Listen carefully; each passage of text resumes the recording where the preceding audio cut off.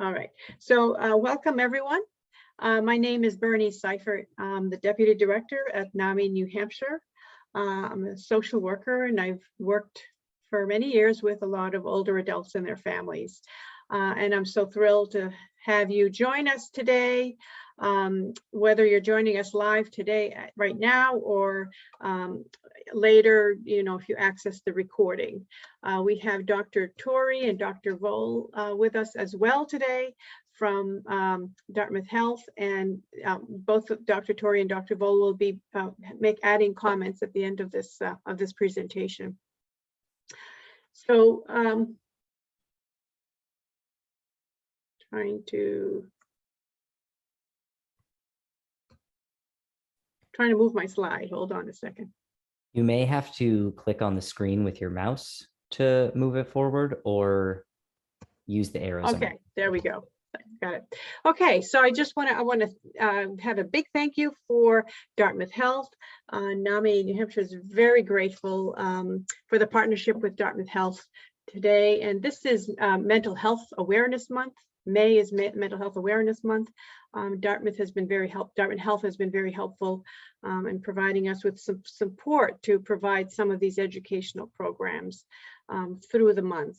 And all of this, the more we know, the more we educate ourselves about mental health issues and concerns, I think the better off we will be in terms of reducing the stigma and the discrimination around mental illness. And that is a big part of what NAMI New Hampshire likes to do.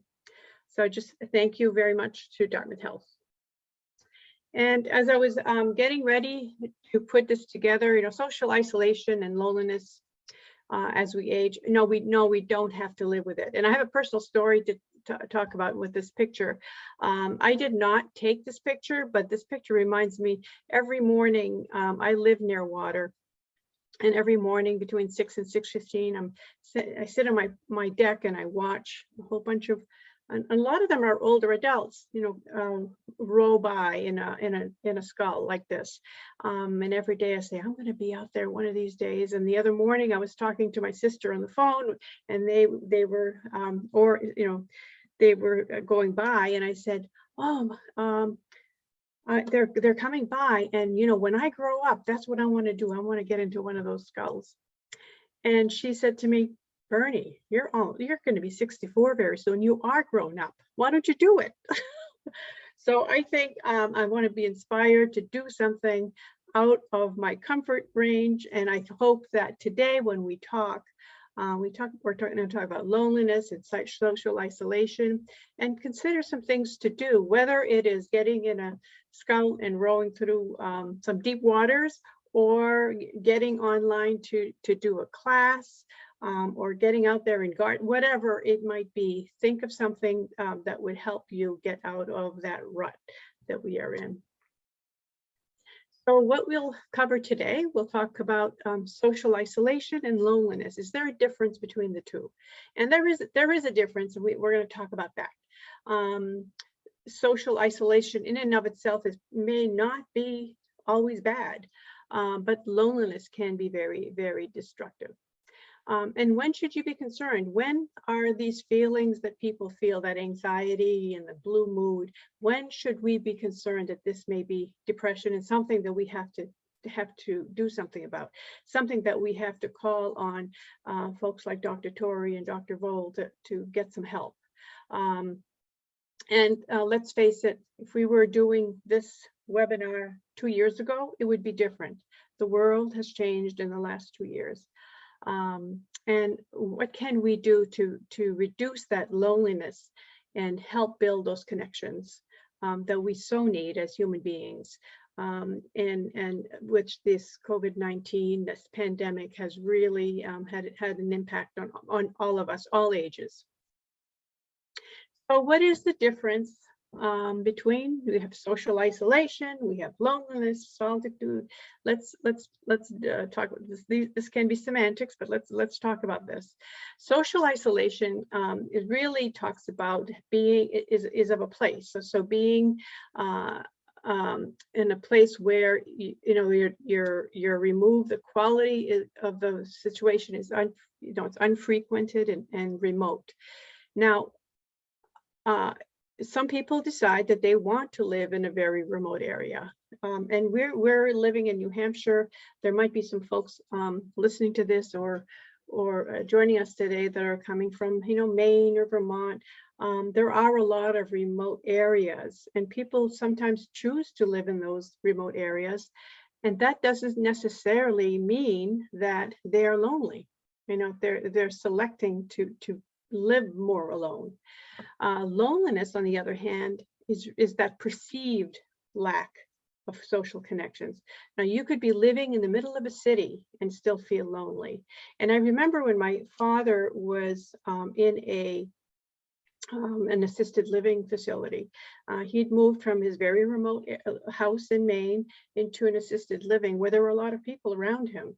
And he would say that he felt more lonely there, that he felt more connected to his friends and to his life in his house on a farm versus living with all these people around him.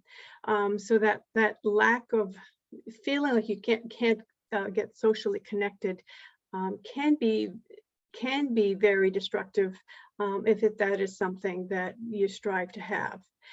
Solitude, on the other hand, is something that when we get away for that day away or go walk on the beach or, when I sit on my deck to watch the crew go by, that's that solitude, that's that sense of what you need to do to feel, to kind of recharge that battery. And sometimes many of us need that. We need to look to find that solitude once in a while to recharge our batteries. And loneliness can be what we call, fertilizer for other diseases.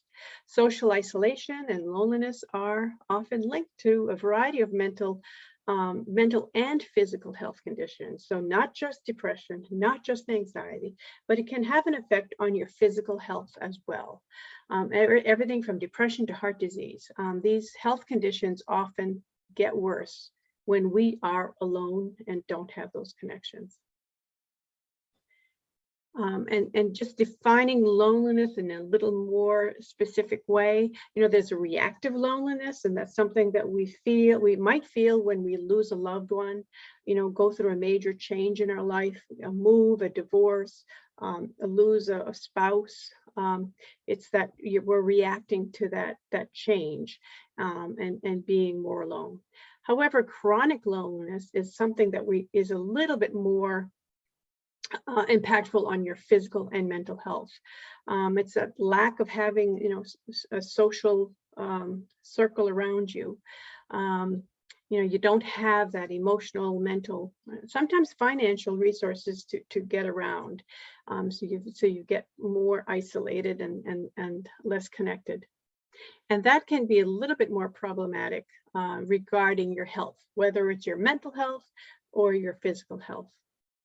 And some of the consequences of loneliness, can be pretty deep. I mean, studies have shown that loneliness can have an effect on depression. Anxiety can increase the symptoms of both of those conditions. Can affect your sleep, your executive functioning, how you go day by day, make plans for your day, make plans for your week. If you have this severe sense of loneliness, that can have an effect on your cognitive ability as well. I've been involved in a couple support groups for care partners of people with dementia at the Aging Resource Center. And the partners who have attended the group, have been attending the group through this pandemic, have said that even though dementia, such as Alzheimer's, is a progressive disorder, so the cognitive decline will most likely happen right when you have a form of dementia.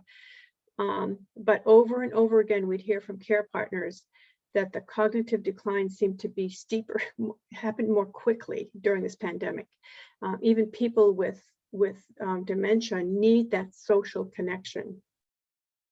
Poor vascular function is also sometimes associated with increased with that loneliness. Impaired immunity, lower physical activity, overweight, increased smoking, alcohol use. We've seen all of this happen during the COVID pandemic, and that seems to be associated with being less socially connected and feeling more lonely. And nursing home placement, being placed in a nursing home earlier than what could be, loneliness can have an impact on that as well. In the same way we say depression can have an impact on sort of like that premature admission to nursing homes because somebody is having difficulty functioning, and that depression or that anxiety or that loneliness that causes that depression increases that. And then mortality, like you might say, hey, Bernie, we're all going to die. Yes, we are all going to die. But loneliness and depression increases the risk of dying a little bit earlier. And the magnitude of health risks associated with loneliness, we've compared, being extremely lonely has the same impact on your health overall as obesity, as smoking up to 11 cigarettes a day, having a lack of access to healthcare. You might be living remotely up in northern New Hampshire and have very limited access to healthcare, or you could be sitting in the city of Manchester, but feeling very lonely, and that will have the same effect on your health overall as having access to overall healthcare. And then physical activity is another byproduct or something that being lonely can be as detrimental to your health as being physically inactive. So let's talk about the elephant in the room, mental health. COVID definitely has had an impact on all or many of our mental health. And having that being socially isolated can have that effect as well. And we are not alone. If you're feeling a little bit more depressed or a little bit more anxious with this pandemic, or in general, if these are symptoms that you have, you're not alone. There are 1 in 5 people in the United States, adults in the United States, experience some level of some symptoms of mental illness. Could be a mild depression, could be anxiety, or it could be a much more severe long-term type depression or psychotic type disorder. But this is why we need to talk about mental health, because it's not uncommon. 4 in 10 people, adults, are currently reporting symptoms of depression and anxiety. Children, 17% of youth between the ages of 6 to 17 years are experiencing a mental health disorder now. And specifically in New Hampshire, we know we're not immune to it, and it's very similar to the rest of the country. 1 in 5. And then right now, there are 221,000 adults in New Hampshire, approximately, who have a mental health condition. And that's 5 times the population of Concord, New Hampshire. The impact of COVID definitely has had an impact, and I don't want to spend a lot of time looking at statistics, but I think it's important for us to see. If you look at back in 2019 compared to 2 years later, or 2 years, 41% of adults have reported feeling some level of anxiety or some level of depression. And that is very much, I know the big factor there is definitely the pandemic. There might be a lot of unrest. I mean, there's so many things that are happening that are hitting us in the news these days. One of the things that I try to tell people is, don't look at the news all day. Spend just 30 minutes. If you need to look at the news, just spend 30 minutes a day on the news, and that you'll get as much news in that 30 minutes as you will get through the day, just that not be hit by it all day long. The good news is that the anxiety and depression seems to have decreased a little bit, just from January 2021 to March of 2022, according to these stats and these statistics. But it is still significantly almost three times higher than it was back in 2019. So if you're experiencing some symptoms, you are not alone. Another thing, and this is, I guess, a good thing for older adults, in that compared to younger adults, the impact of COVID on mental health seems to be a little less severe for older adults, but it is still quite significant. This pandemic has really affected us across the board, across the lifespan. And the younger folks, ages 18 to 29, seem to have been affected much more severely than people between 50 and 65 and over. So our mental health, but we still have been affected by it. Physical health is the same thing. It seems to have affected younger adults a little bit more. But it's interesting to look at the relationships with family members. It's pretty even across the board, that, you know, this has been a bit of a stress for many people. And that the employment for older people is a little less impacted is not a surprise.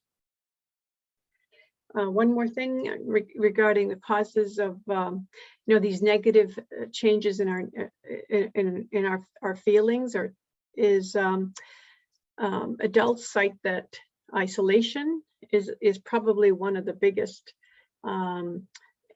factors impacting our mental health due to the pandemic. And then others include, you know, not being able to get around, finances. But this isolation seems to be the most impactful. And some silver linings is that people have reported feeling a little closer to family. And this is, again, across the lifespan. So, you know, I have a lot of family members who say, hey, I know I can spend time with my kids now. I'm spending more time with my kids now than I've ever spent. And my two adult sons and my daughter-in-law ended up living together remotely, and you know, they felt like they were able to get to know each other a little bit better, and sort of enjoyed spending time with family. This is something they all three of them were working in the middle of the city in Boston and had to get away during this pandemic. So definitely, you know, families are reporting feeling a little bit closer to each other in some ways. So let's talk about the elephant in the room, and that's depression.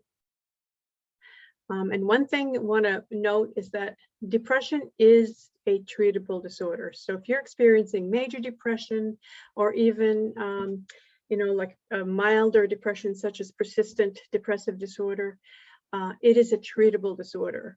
More than 90% of people with depression who are treated get better, you know, get relief. So I would encourage people who are experiencing symptoms of depression to please seek help.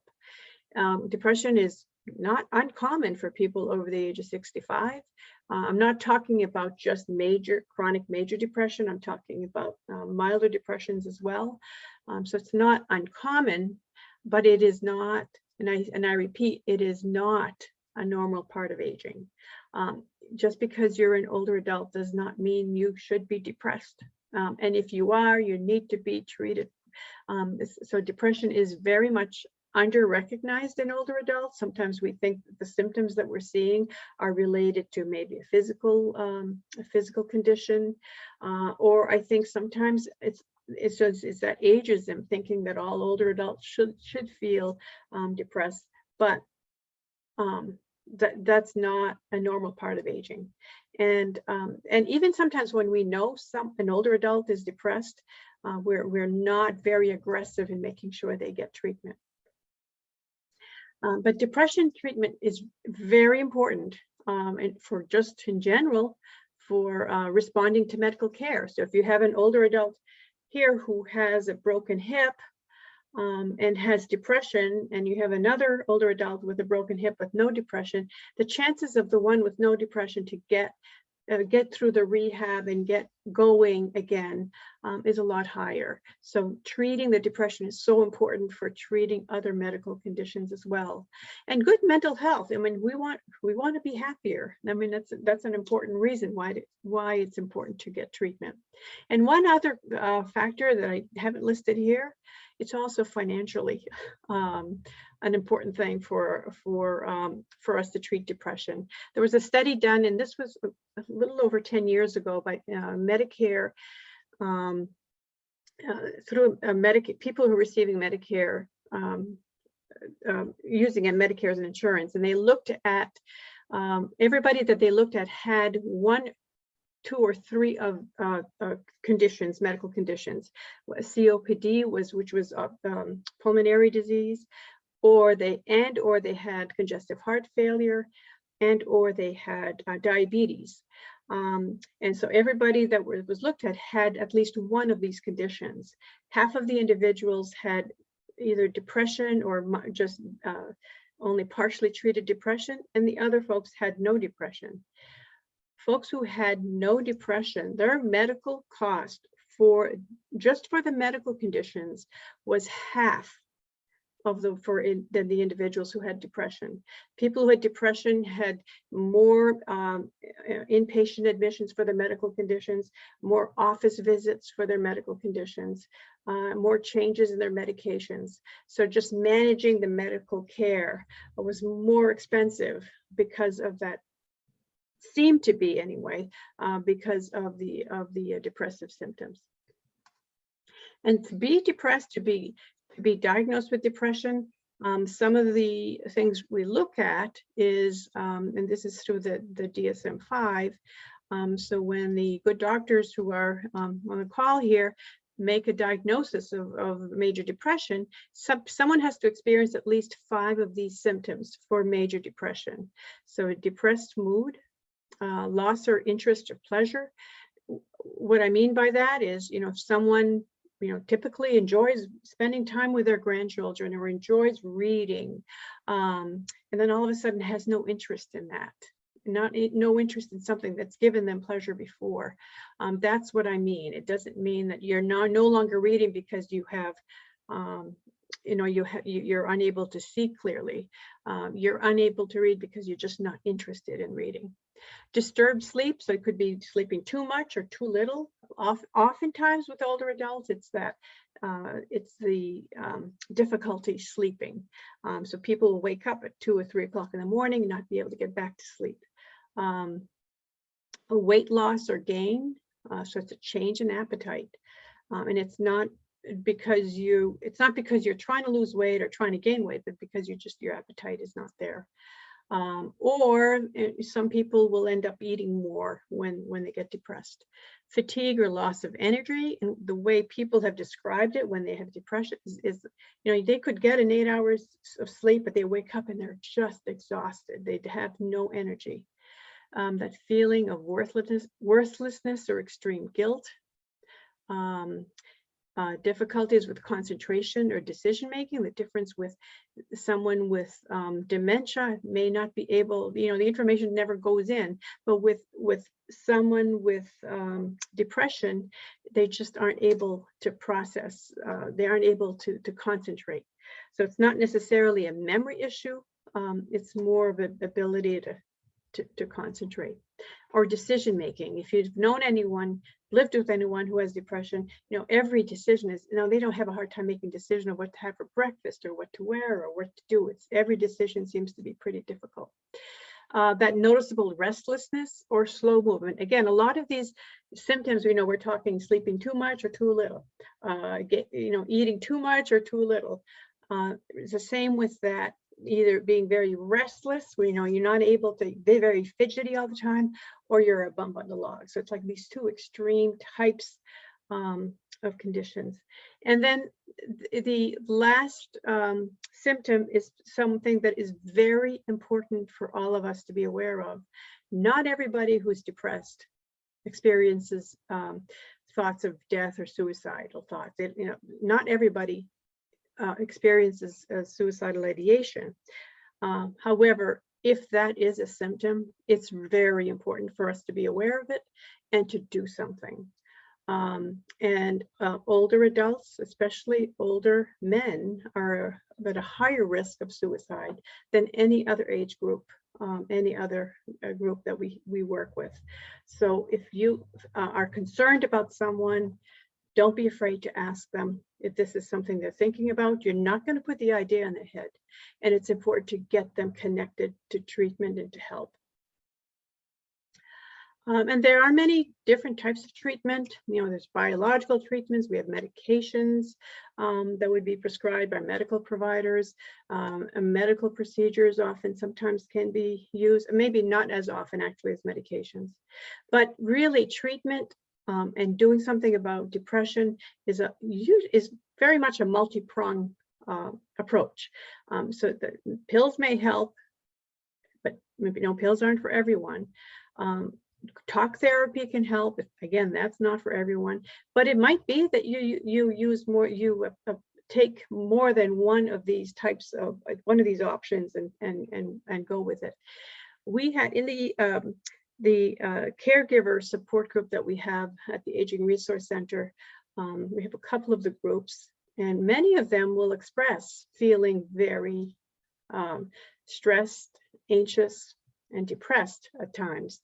You know, caregiving can be a very stressful thing to go through. And they will report that being able to be in a group with others, like that peer-to-peer support, connecting with others who are experiencing similar issues that they are, is so therapeutic. So being able to talk to someone who understands. So that is also another option to consider.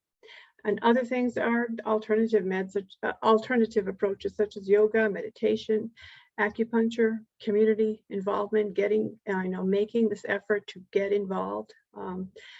Again, there's not one of these is the best. And sometimes medication is very important if you're experiencing some very severe symptoms. But it's important to consider all of these and to think about other things to try.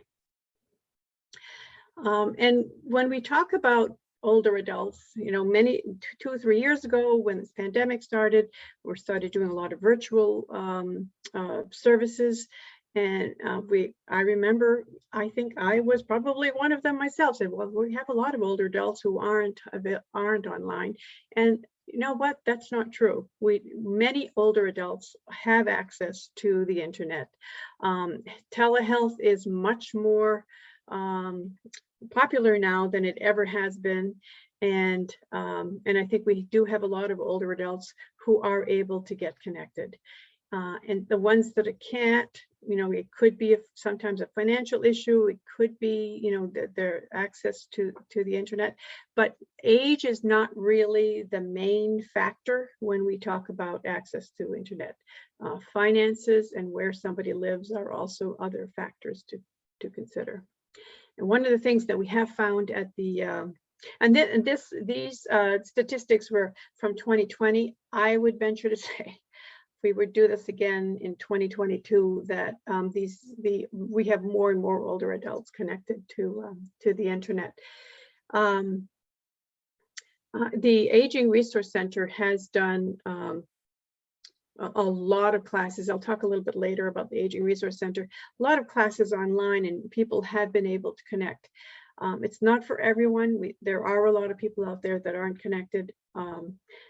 And obviously some of them are not, you know, couldn't join us today because they're not connected to the internet. But this is something we need to continue to advocate for and help. If you can help an older adult learn how to do Zoom, that's a great thing to do.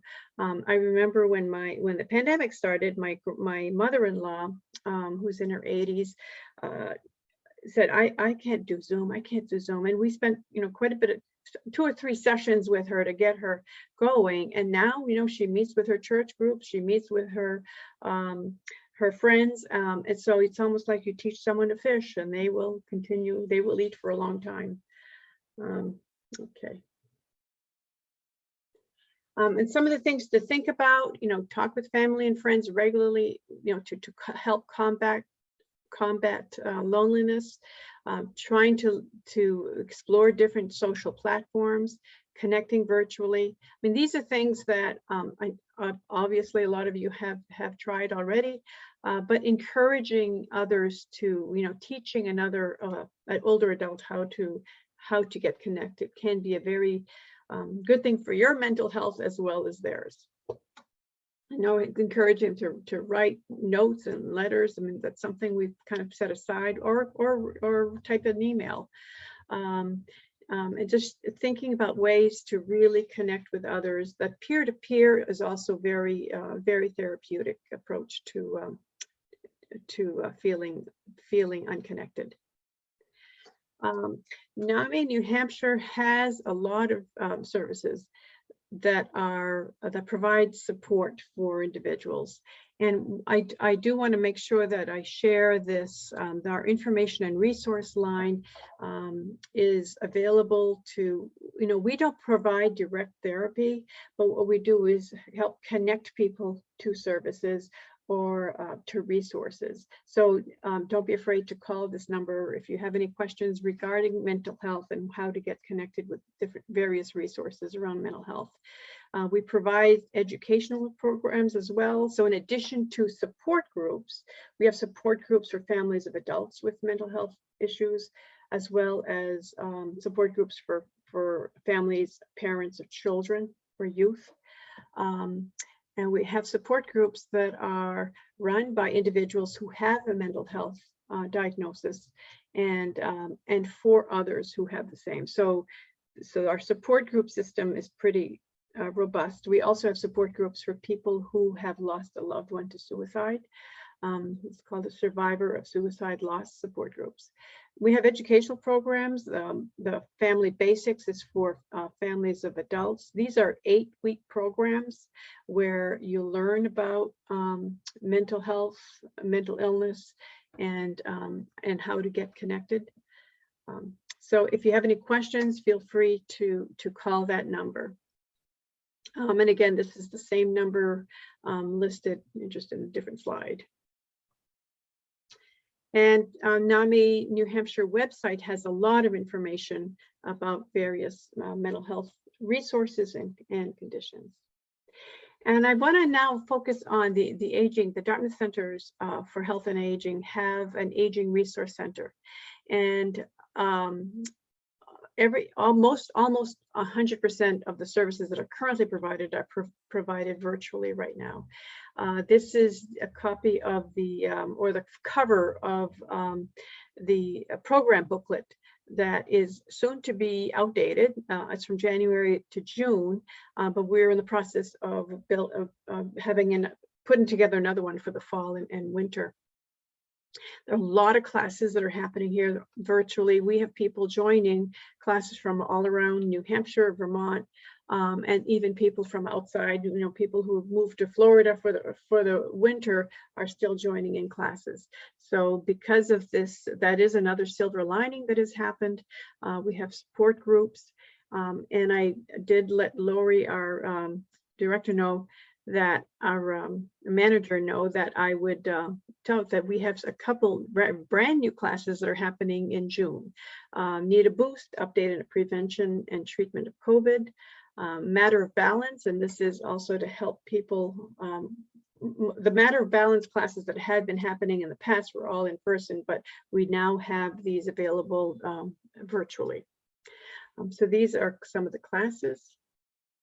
And I also want to show off some of the Zentangle art that was put together virtually. So some of the folks who've joined this virtual class, class meets weekly, and each of them drew did their own art at home, took a picture of it and sent it in. And they also offered they had a virtual art show where the art was shown through Zoom. Family members joined in, their friends joined in to look at their art. So this is just kind of an example, an inspirational way of what are some things that could be done virtually. have a couple other resources. The first one is the insighttimer.com, and that is it's a website for guided meditations. It's free, and it has a whole variety of different types of meditations that you can join on virtually. So sometimes this can help to, when you're looking at trying to help reduce some of the depression and anxiety, meditation can be very helpful. And just, want to recognize that, we need to find a balance, physical, spiritual, mental, emotional, all of that is related to our health. Our head is connected to our body. Our mental health is as important as our physical health, and they all interact. So it's really important for us to take care of ourselves, and I encourage you all to do this. And I am very happy to, I'm going to take down my screen, but I want to introduce Dr. William Torrey and Dr. Dax Vole. Dr. Torrey is the chair, the interim chair of psychiatry at Dartmouth Health right now. I've known Dr. Torrey kind of remotely for a few years, and Dr. Vole is a geriatric psychiatrist. So I'm going to stop sharing my screen, and I will let you add your comments. Thank you. Thank you so much, Bernie. That was really, you're a wonderful speaker. It was so clear, and you covered a tremendous amount, kind of in a smooth, easy way. So it was easy to understand. So I'll be reinforcing a few things that you said, and then turn it over to Dr. Vole, who is a geriatric psychiatrist and is face-to-face with many of these issues on a daily basis in his practice. So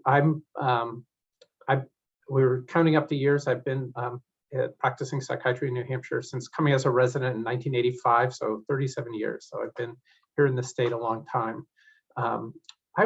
This is sort of on the side, but I think it's relevant. As you saw, the Dartmouth Health symbol moved from being a mountain to being a weave. And at first I sort of missed the mountains because I came here, for mountains. But then I think as a healthcare organization, I like the weave better because, what are we trying to do here? We're trying to weave Dartmouth Health in with NAMI. We're trying to create community, weave people together. I think we're trying to weave social support in with healthcare. We saw in the talk today how important that combination is for health. And so I do think that idea of weaving, creating community, creating connection is really essential for health and really an important part of what we're trying to accomplish. So I actually like the new symbol better, even though, I'll climb the mountains in my spare time. In looking into loneliness, one of the things for older adults, one of the things I found was a very short poem, and I just thought I'd start by reading that. The poem is by someone who has experienced loneliness and wrote, "Loneliness is like you have been dropped down into an empty, dark room, and you can only hear your own voice echoing off the walls." I think that kind of gives that sense of a little bit of despair as well, as being the isolation. My father died about 30 years before my mother. And so I was thinking about this, and my mother was a very, very social person. And even though she lived in Putney, Vermont the whole time, had friends coming by, had lots of family around, I think she experienced quite a bit of subjective experience of isolation. And I think it was, which is really how some people think of as loneliness. And I think it was because comparatively speaking, to what she really liked, her life became not quite social enough, particularly when she became, had trouble with her arthritis and other things that made her more isolated. So I think this issue of you can be around people and still feel isolated and lonely if you don't quite have as much social connection as you would like. And so part of the process is, helping people to either come to terms with that or also get more social connection. So as Bernie was saying, the loneliness can have a lot of psychiatric impact on cognition, anxiety, depression, pain, fatigue, as well as general medical concerns with heart disease, early mortality. I think that COVID really was a perfect storm for turning up mental health difficulties. That people have been living with health anxiety. They've been living with social isolation compared to before. Many people have had financial consequences from COVID. People have had losses. They've lost loved ones to death or to illness. Some people have long COVID, so they live with symptoms, they're more ill than before. So all these things are the kinds of things that make people more prone to depression and anxiety. And we've been seeing a lot of that, definitely in young people, but in middle-aged and older people as well. And as Bernie mentioned, I think some of the people that have had the biggest impact are caregivers. Caregiving is taxing, it's strenuous. A lot of caregivers are older, they're caring for their spouse, say, who might be demented or have other problems. And I think that the time it takes is isolating, and then it's hard for others to understand. So the experience. So I like that idea of support groups for caregivers, because the other caregivers will be likely to understand, and that would be less isolating. Self-support or self-help is so helpful for many, many of us. So some of the literature talks about, and maybe Dax will have ideas about this, talks about, trying to get more screening in healthcare settings for loneliness. It also talks about how hard that can be. It's hard for caregivers to ask about loneliness. They're sometimes reluctant to ask about it because they don't know quite what to do if they get a positive answer. And then also, it's sometimes hard for people to admit to being lonely. It's kind of, some people feel ashamed for feeling lonely. It's a bit stigmatized. So I think that it's similar kind of to substance use questions. How do you ask in an effective manner to help people turn towards it as something they can do something about and have some capacity to manage?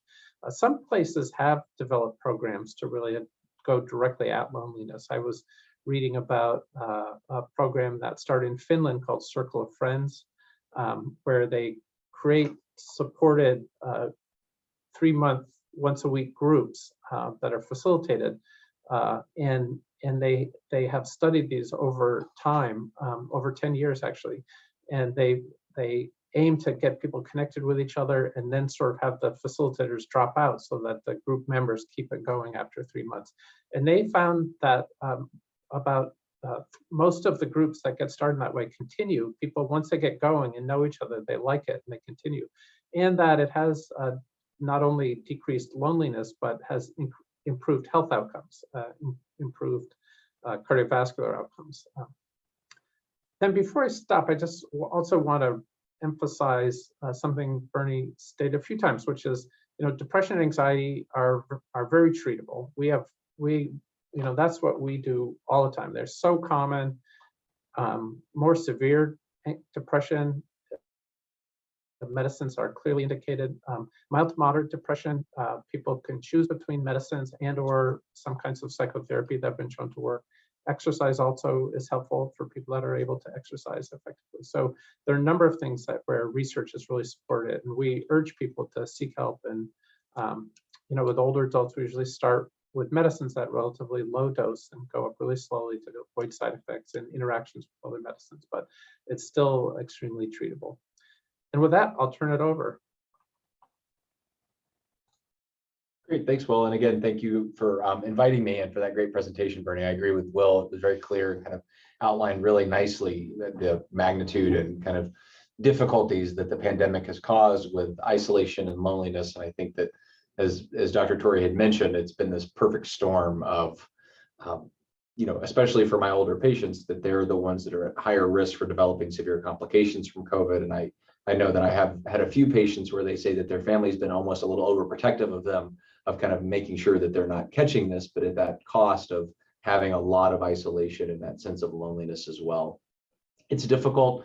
A lot of the time that I see patients, it's hard to say, is it the chicken or the egg? Is it the loneliness that came first and then that contributed to the depression, or is there some depression that causes kind of a withdrawal from social interactions? And it's very challenging, but I think as part of what I do with patients, talking about medications as well as psychotherapy, echoing what Dr. Torrey had mentioned, that it's so important to try and think about other avenues for patients to seek some sense of wellness in their life, be it exercise, socialization, meditation, and trying to lead patients towards those options as readily we talk about medications and psychotherapy. It's interesting. I think that there are unique challenges in the area that we live in, New Hampshire and the Upper Valley and some parts of Vermont, to socialization. But I think in some ways it's easier in that there seems to be a more cohesive sense of community in some of these areas, at least what I've come across. And then also using the new technologies, things like Zoom. I've had a lot of patients have success with Zoom spiritual or religious services. Similarly, I refer a lot of my patients to the Aging Resource Center. I know that they do a lot of their work over kind of tele-technologies, which is great.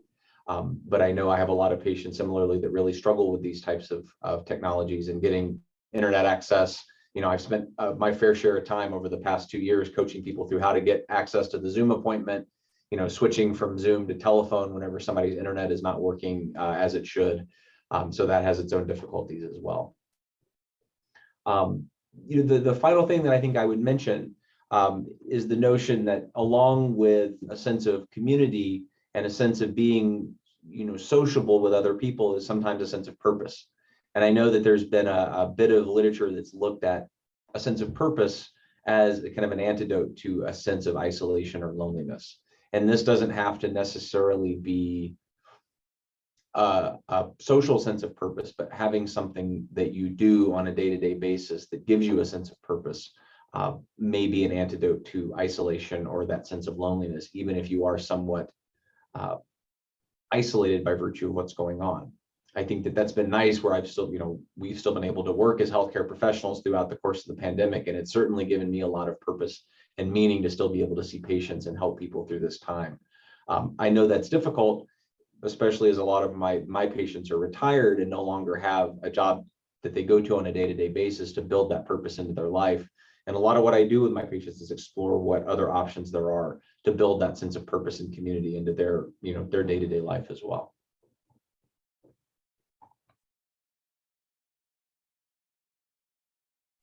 You're on mute. Okay. How many times have we heard this? Yes. Thank you so much, both of you, for your comments and such really valuable information. And yes, that sense of purpose is something that people say all the time, that this is, it really helps when they're doing something that they feel good about, whether it's something for themselves or others. There was a question in the question box in the chat about what are some services for individuals who are caring for their aging parents, and that in itself can also be stressful, and I think some of the work that I've done with families of aging individuals, so adult children taking care, is making sure that they're aware of their own mental health as well and taking care of their own needs. It's important for the caregiver to take care of themselves. I know that's easier said than done, but making sure that is something to be considered. I will say in terms of services, and then I can see if Dr. Torrey and Dr. Bowe want to add to this, but some of the things to consider, if you call NAMI New Hampshire and talk to the information and resource line regarding any needs you may have regarding your aging parent, especially if it's mental health related, maybe you could get connected to some resources around the state. There are a lot of caregiver support programs around there. There are grants offered through ServiceLink has connection with some of the grants through the DHHS, Department of Health and Human Services in New Hampshire, to cover some of the costs of the individual they're caring for. So there are a lot of services out there, and I think it depends on what it is you need. The Aging Resource Center definitely can spend some time with family members, caregivers, care partners, whether it's, whether the caregiver is an adult child or a spouse or a cousin or a friend. There are services available at the Aging Resource Center to help to help with family members. And I don't know if the two doctors, if we want to add to that in terms of where can someone who's a caregiver go for help. I can just say that basically what you had mentioned is where I will reference or kind of refer a lot of patients to, especially caregivers that need support through the Aging Resource Center. I've referred a lot of people to ServiceLink. For caregivers of patients who have memory difficulties or even diagnosed dementia, the Alzheimer's Association has their own set of support groups that I found to be pretty beneficial for people that engage with those as well. Right. Good.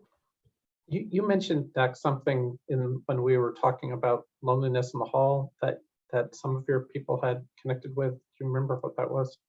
Oh yeah, so there's a program through Dartmouth Hitchcock called, I think it's called Connect, Share, Care.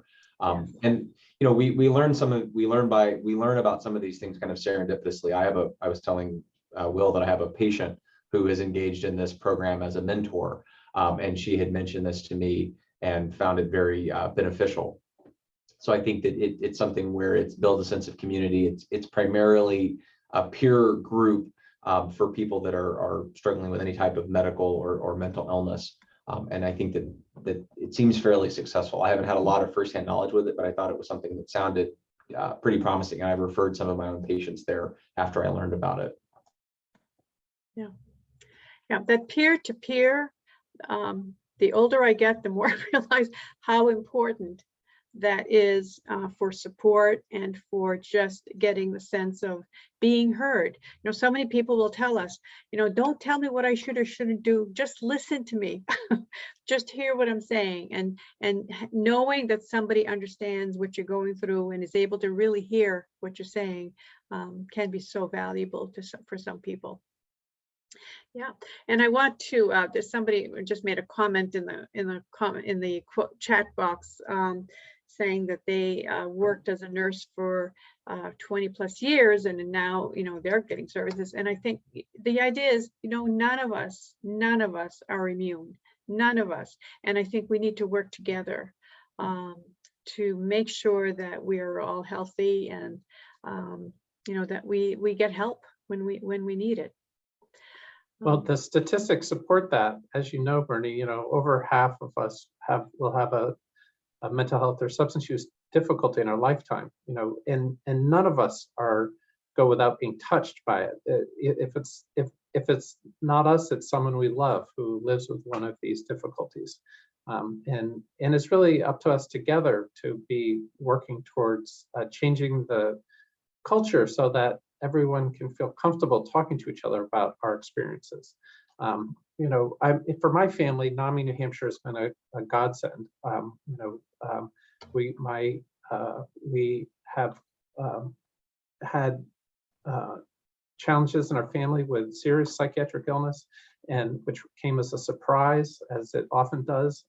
And the family-to-family program at NAMI was enormously helpful for my wife, and she ended up helping teach it, and just the connections, the self-help, the knowledge, the understanding that can come from that kind of experience is really powerful. So I really urge people to engage with NAMI. I think we're so fortunate in the state to have a organization that is really effective with wonderful leadership. So it's really strong here.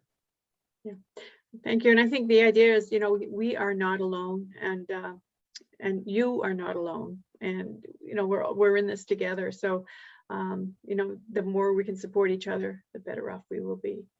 And I'm just looking to see if there are any more questions, and I don't see any specific questions. So I want to thank everyone for being here.